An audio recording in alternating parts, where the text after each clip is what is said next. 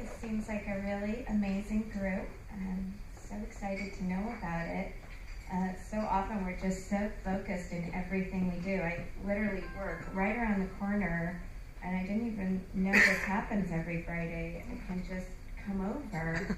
I'm so thrilled. This is such a positive, exciting environment, and thank you. So I'm very thankful to know about this and be exposed to it. I will let you all know that I woke up this morning in Las Vegas at 4 a.m. and got, not for fun, it was a business dinner, and got on a flight at 5:30, and I've had about 4 cups of coffee. So maybe a little jittery, but I am wanting to hit every single point. If I get off track or start going all ADD, Grace is gonna doing some hand motions and getting me back on. So anyway, I'm Emilie, and my company is Lather, based here in Pasadena. I started it in 1999. And I really started it out of a personal need that I had. I grew up with migraine headaches, really pretty bad from the time I was 5. Really affected my daily life, and I missed out on a lot of joy, actually. And I discovered at a young age that in part they were triggered by perfumes, which in the 80s were all the rage. So I had to work to eliminate perfume and fragrances kind of from my environment. And it wasn't just from like the carpool car, but it was from shampoo and lotion. And so I needed to look at the back of labels a lot. And what I discovered at a young age is kind of the dirty secret of the beauty industry, of at least what it was back then, and to a large extent what it still is, and that is a packaging industry. And it's really not focused on ingredients much. Large part of it's not.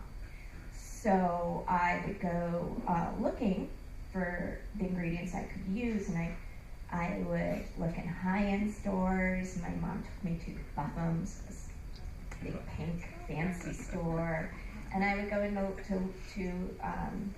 thrifty drugstore, or I could also get like a 15-cent ice cream. And what I learned was ingredients were almost exactly the same, but the packaging was different. And so that was a big aha moment for me at a young age. And I thought, how can this be? And not only that, but as I grew older and learned more about those ingredients, they're nothing, and they're not even great for you. I mean, it's all kind of a scam, unfortunately. So I wanted to change that. I became really excited about natural ingredients and healthy ingredients. Oh God, there's a dog here. Sorry. I became really excited about natural, healthy ingredients, and wanted to, I didn't understand why there weren't more products out there for me and for other people, not only that just wouldn't make me feel bad, but that were really beneficial. And there were some companies doing it, and some that were good and really beautiful, but I felt, and this is more getting into college in the early 90s, I felt that you kind of had to wear like your Birkenstocks to go shop for them. It was really attached to a lifestyle. And then if you weren't part of that lifestyle, those products weren't really available to you. They weren't really mainstream. And that was so strange to me. And why would you have to be a hippie to have it was really unusual, and so I wanted to develop products that were mainstream, that were for everybody, and that were healthy. So it did, and a couple of the hurdles that I had in creating Lather in 1999 was, if you do focus on the ingredients and you want to keep it at an approachable price point, there's very little money left over for packaging. So kind of realize what happens. So when I started Lather, a side note to anybody starting a business, I got in the habit really early on of saying we instead of I to make myself sound larger than I was. And I've never been able to stop. So even when I talk in past tense, I always say we, even though there wasn't a we, it was me. But it's just permanently in my brain. So when I started, I realized that couldn't kind of have both and keep it a product for everyone. So I eliminated had to have very simple stock packaging, the cheapest packaging I could find, and put all the money into the ingredients was pretty much the opposite model that pretty much everyone else was doing, which made it then hard to wholesale. Because then you're going to stores, you're fighting for shelf space, and your products might not be as splashy as everyone else's. So I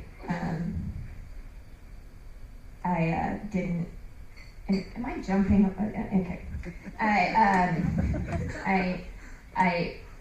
I decided the best route, super risky, would be to open my own retail store, because then I could kind of control the environment, have the extra margin for the products, did have all the rent and the employees and that overhead, but I didn't see any other choice.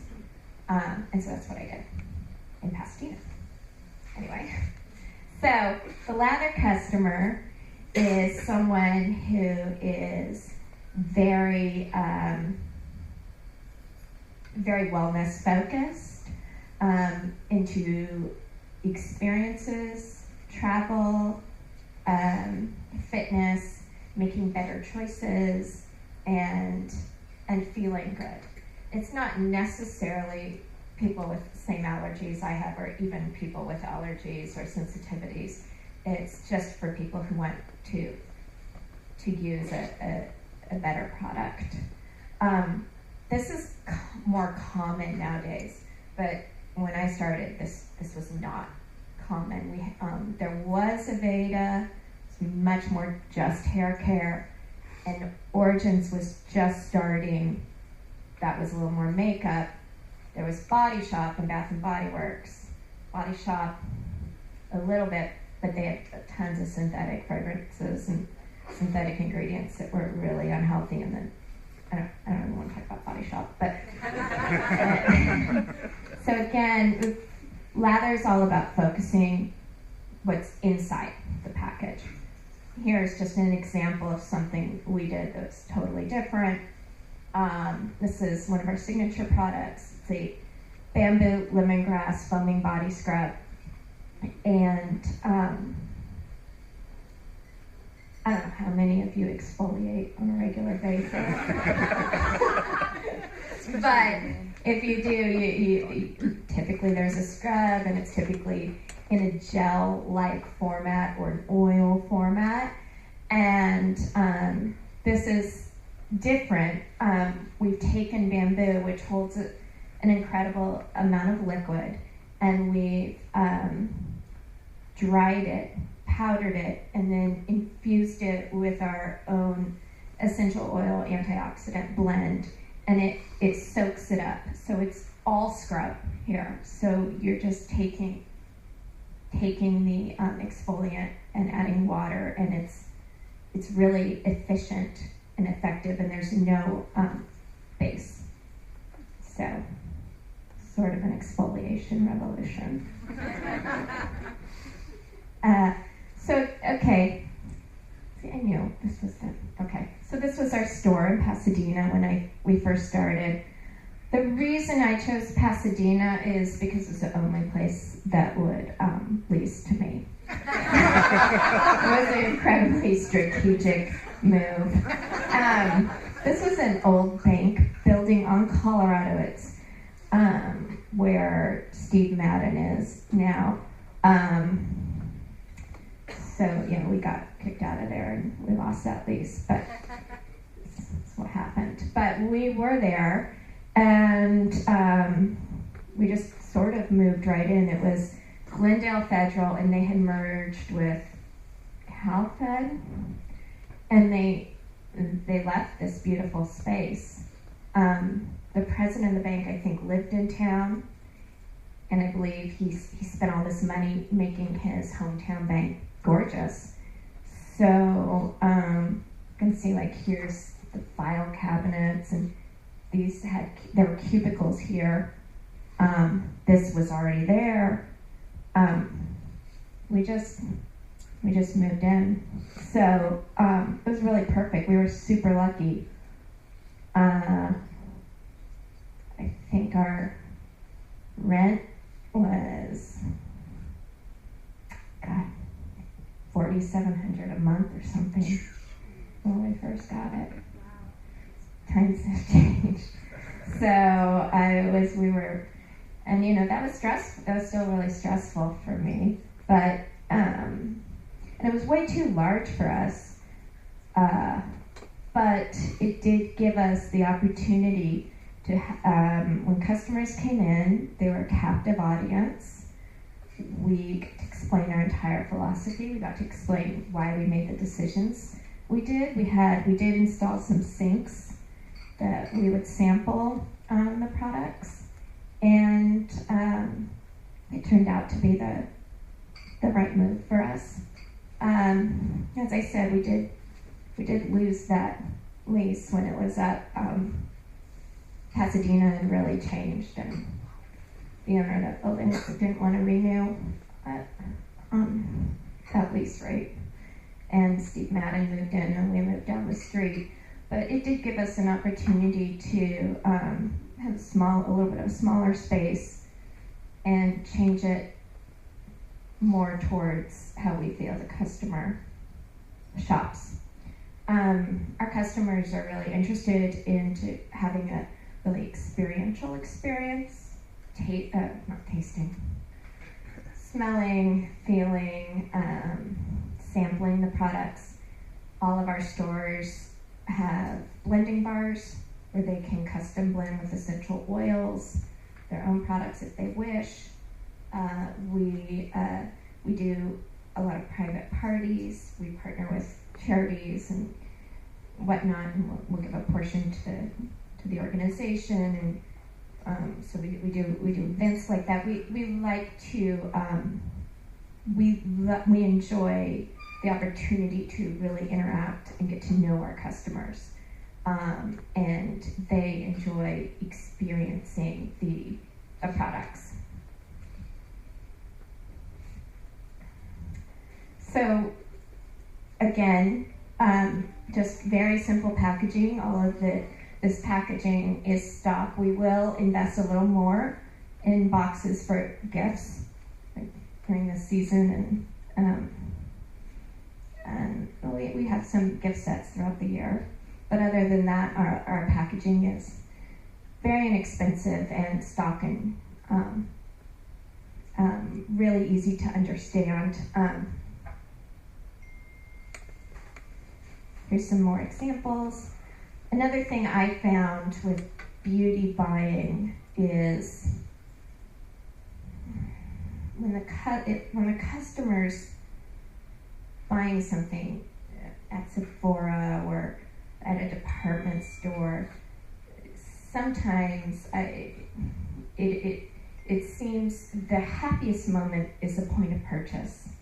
And then when they get it home, their happiness quotient diminishes. They realize they spent too much, their wrinkles aren't disappearing, none of the promises are fulfilled. What we try to do is, our products are very reasonably priced. An average product at Lather costs $18. It doesn't cost, some of our competition's $60 for a product, and I know how much those ingredients cost, and it's crazy. And so when they take it home, what I want is for their happiness to increase, because I believe that's what creates loyalty. That's what is going to create them telling their friends, being so surprised they're actually, oh my gosh, this really works, this is such a great deal, this is amazing, this, and that's what we have found.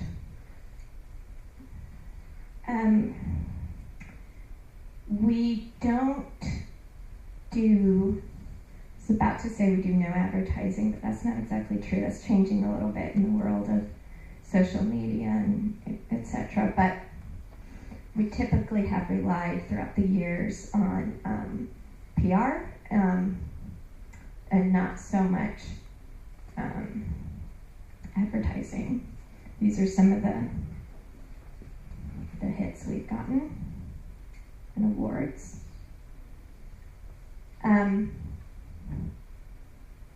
So another aspect of our business is spa and hospitality. I really enjoy working in this arena because I want people to sample my products. If they sample my products, then I feel confident I'll have customers. We started working in hotels early, super early on in the business. And we have grown that part of our business significantly. So much so that now we are doing custom products for hotels as well, such as Four Seasons, Canyon Ranch, and some other high-end hotels come to us to formulate custom products, which has actually been a lot of fun. Recently, we opened a branded spa in Honolulu at one of our hotel partners, The Modern. That's been a lot of fun. Looking ahead, we obviously, as everybody, sees a lot of growth with digital. But I can tell you, I don't think anything replaces the touching and the feeling for our products. So we have seen a tremendous amount of growth online and e-commerce, and we see just continued growth. We've been growing steadily since the beginning. So, do you have any questions?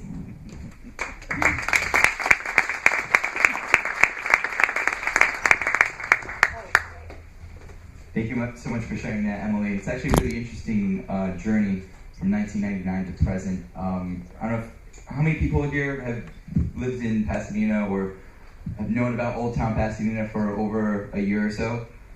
It is a really tough market. I mean, the mom and pop shops here in Pasadena come and go every 6 months or so, especially the restaurant business. But on point, I think it's just really impressive that you've not just survived. It seems that your company and your brand has thrived in a market that would love to see you suffer, because you're actually disrupting things, focusing more on substance rather than just what's on the label, or a fancy label. So that's really cool, and thank you so much for sharing that with us. We're going to open up to Q&A now. If you have a question, raise your hand. John will walk around with the mic. If you'd like to share a story or a comment, please save it for offline so we can get through more questions now. Will you be hanging out with us a little bit after? Yeah. Okay, cool. So if you have a story you'd like to share, like, oh, I love your sugar scrub, whatever, please save that for offline. Thank you. How did you know about sugar scrub? I've sampled. Hi. That was a really engaging talk. I really appreciate your sense of humor. I don't know if that was accidental because you're all cracked out right now. But it was like pitch perfect. So I have two questions. First one I think is maybe kind of a hard question, but have you? Well, first of all, I just really admire like the ethics on which you've built your company. Obviously integral to your brand. When you're talking about partnering with for instance, hospitality and such, have you ever turned away business because they wanted you to do something? And then my second question is related to that.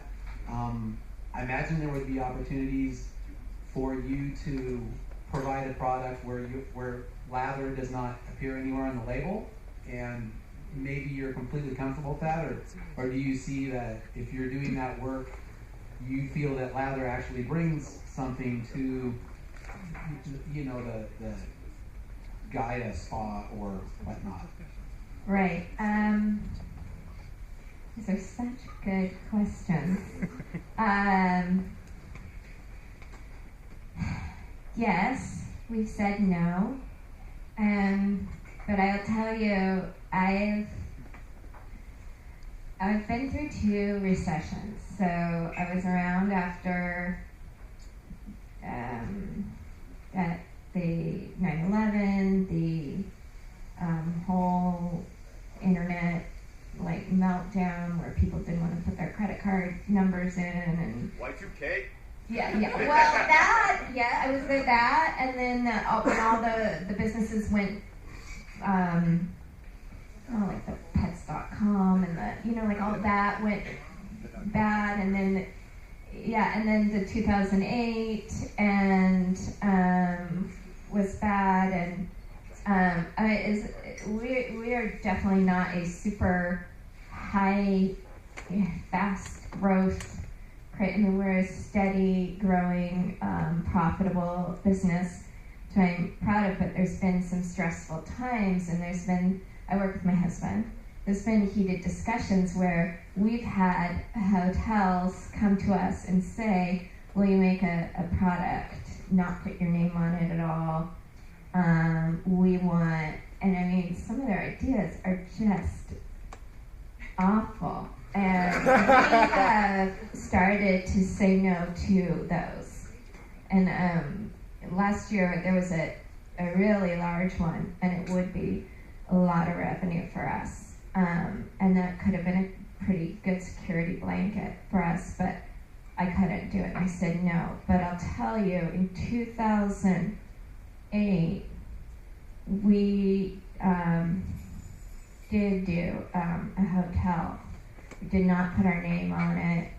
We justified it because the ingredients we were using were a lot healthier than what they had before, and so that's what we told ourselves. However, it was nothing I was really proud of, and the hotel ended up never paying us. Oh. Nice. It was Trump.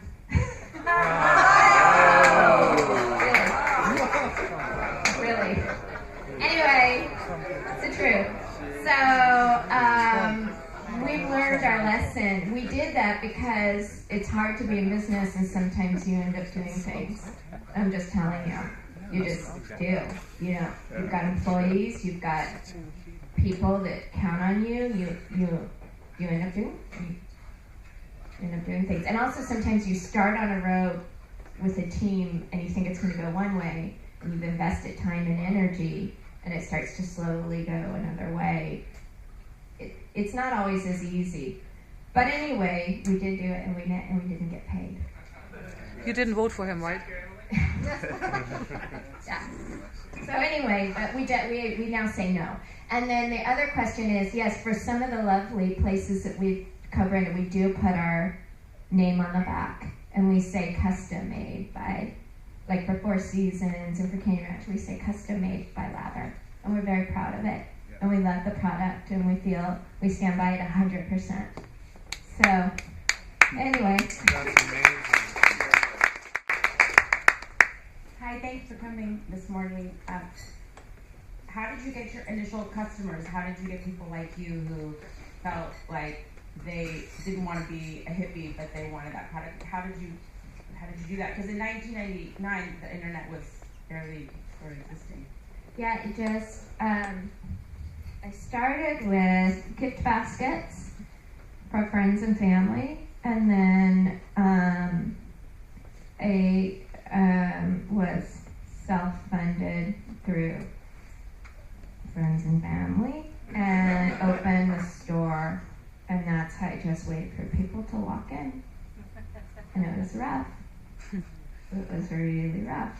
First year was horrible, but we got them. We did get them it was rough. But that was, there was no internet. We had a catalog. We did everything at Kinko's. And we finally did have a website, but it had an 800 number to call in, and we would ship out products. Go ahead. Hi, I'm new to Pasadena, relatively speaking, so I'm not aware of your products until today, and I can't wait to come to the store. Particularly interesting to me is the idea that people can create their own fragrances and combinations and stuff. Has anybody ever developed something that was so fantastic that you made it part of your product line? Yes, they have. We had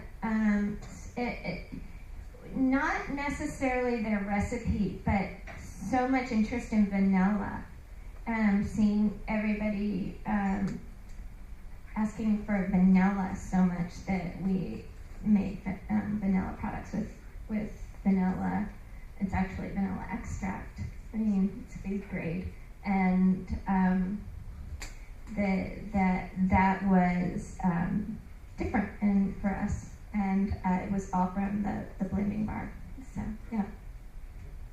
Hi, thank you for coming. I too can't wait to go. I want to try the bamboo scrub or the sugar scrub too. Just a little bit to kind of go back to the other question of capturing the customer that's like you. Later on, when you're determining your customer experience, how did you either narrow what the idea was? Did you capture data from people who were coming in? Did you ask questions? How did you sort of align yourself to what you believed was the customer experience to what people were telling you is their experience? I really wish I was that smart. I wasn't. I didn't know that. I remember in my apartment having a focus group of like 6 people. They were like my friends, and I don't know, they came over.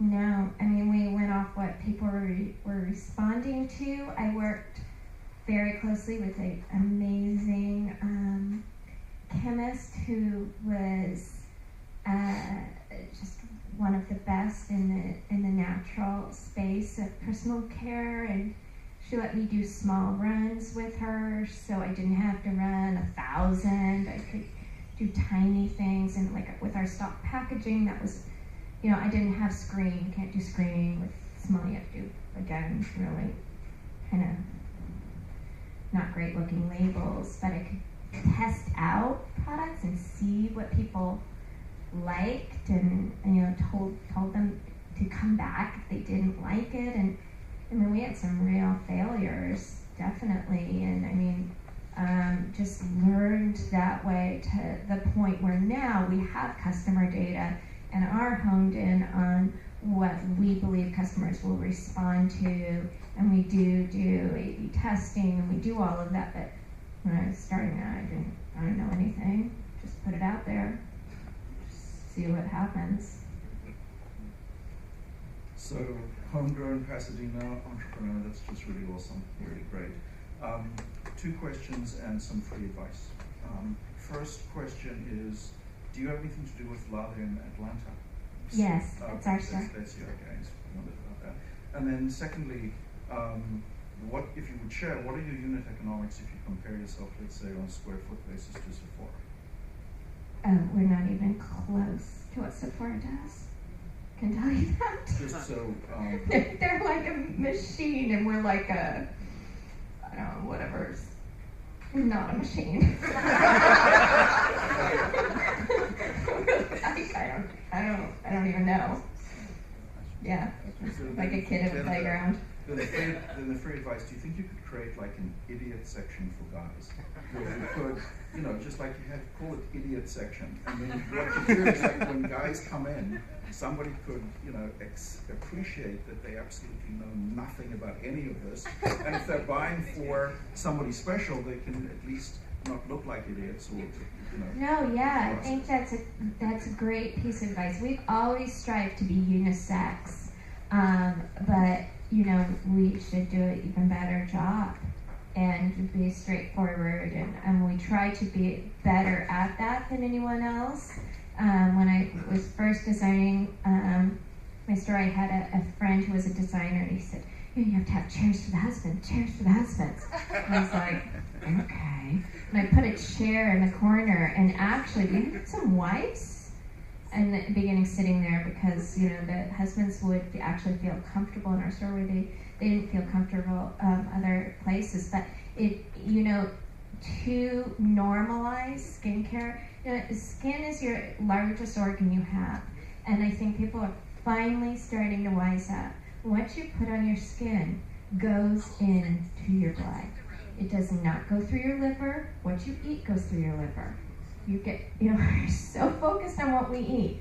People are slathering things on their skin all day long, and they think it doesn't affect them. Well, we all have to wise up, and that's men and women. So, anyway. Go ahead. Okay, hi, yes. So I, too, am very excited to try your line. So I'm particularly interested in the whole spa concept. So how focused are you on that as of now, and what are your plans to grow that, I guess? Well, spa is difficult, but I love it because, again, customer experience. They can have the experience of the products. It's just a different business. It's a sort of just a whole different beast. By partnering with our hotel partner, The Modern, the guests that come into the spa, most of them have tried our products in the room, and they've already been somewhat exposed, and then they get to have a further treatment in the spa, and then they have a full lather retail store. So it's kind of a full integrated brand experience. We also have a partner in Equinox Spas, so we're in most Equinox Spas nationwide, and that has also been very successful. But the reason that it's a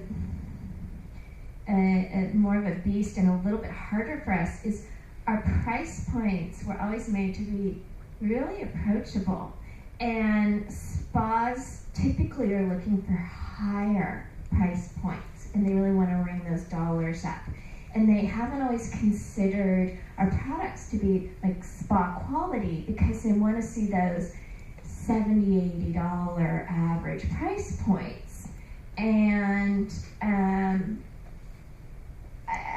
we haven't marked up our products like that. We don't really want to, and I think the future generations aren't really wanting all these like teeny tiny little jars and packaging and boxing, you finally get the. So I'm hoping that we're going to be getting to make more inroads, and they're going to see the benefit of this, and again, the happiness quotient, and again, you buy that, the eye cream, you're not happy later, but anyway, I can go on and on. But that's been the difficulty with the spa world that we have found.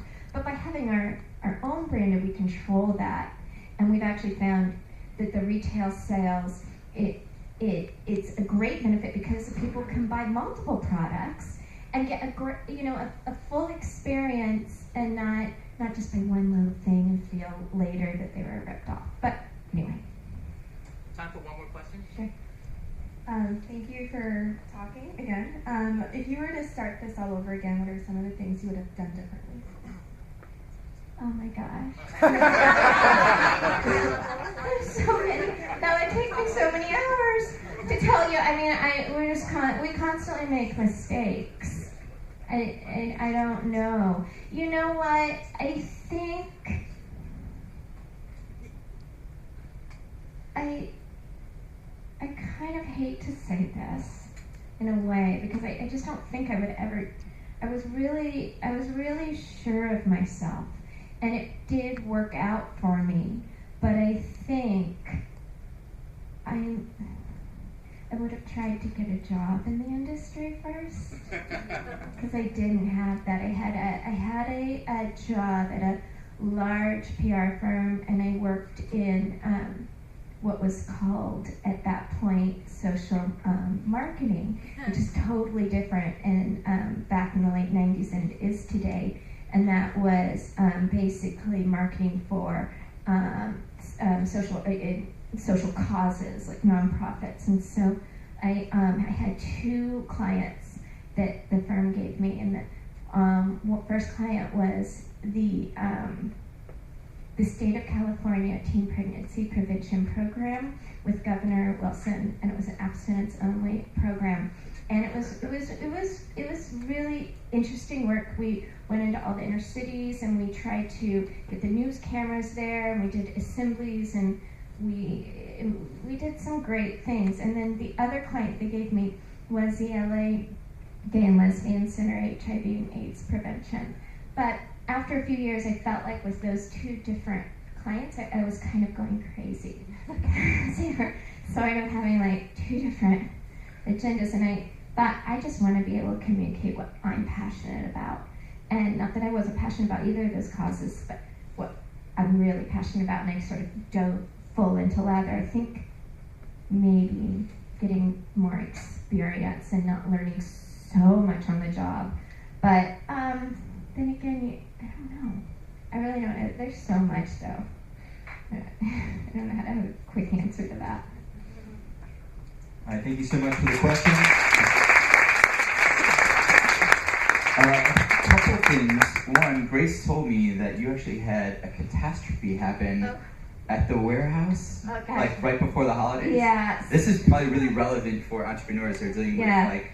So yeah, we've had it's definitely been a roller coaster at Lather. We have so many crazy stories. Funny story. It's not funny now, but it was not funny then. So 2014?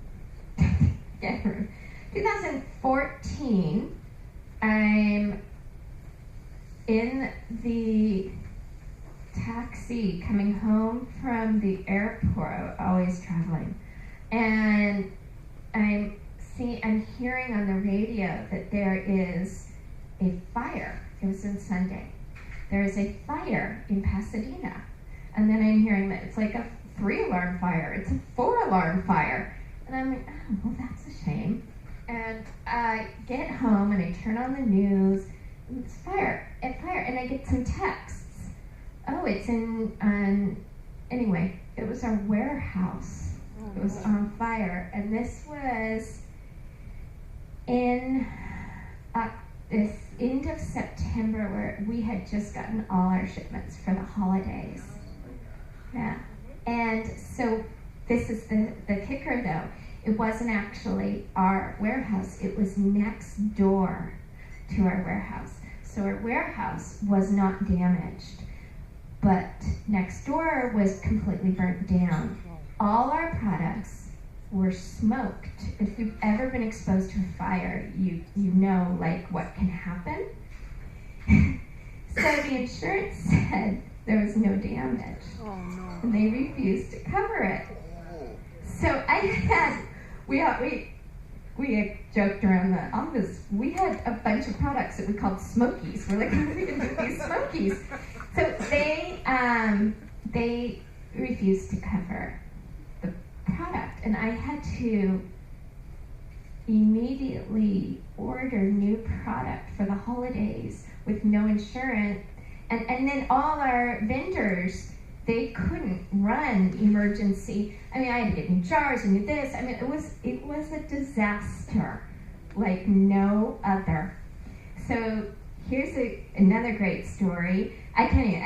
We sued insurance. I had to call in experts from because the FDA wouldn't let us sell those, and then we had to call in experts to get the insurance to accept the FDA's rule. Anyway, took a year to get the payment, and I got it, but also legal fees, right? So here's the craziest story. So the Atlanta store, we have a store in Atlanta at the airport, and it operates like a franchise. So they buy from us, and we, it's like wholesale account.